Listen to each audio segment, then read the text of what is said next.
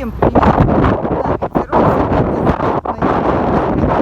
Марсовое поле как-то утомительно с этим ветерком. Кустики у нас сиреньки гнутся, птички гуляют, но ветер сильный. Шторм, ну не сильный, но штормик есть. Так, все, ветер подул, побежала я дальше.